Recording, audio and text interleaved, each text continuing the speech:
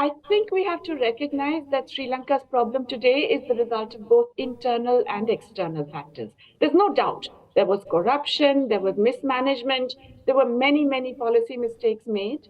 But also, there has been a global phenomenon. There was the pandemic, there was a massive rise in prices after the Ukraine war. All of these have impacted many developing countries, not just Sri Lanka. But even the internal factors were actively assisted by the international community. I think we cannot absolve the IMF, the international financial institutions, and others who were actively supporting many of the policies that have brought Sri Lanka to this pass.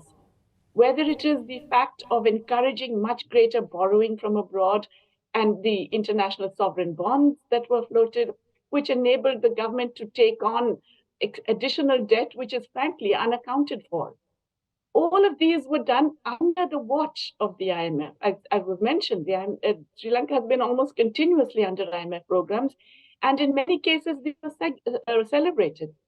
The most recent tax cuts were not celebrated, but the ones before that were, in fact, very much part of the IMF framework, where you reduce corporate taxes, you reduce taxes on direct incomes so as to encourage growth and incentivize growth, so called.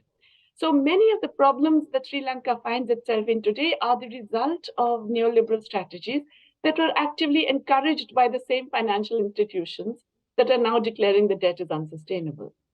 Yes, I think they also have to bear a burden in this.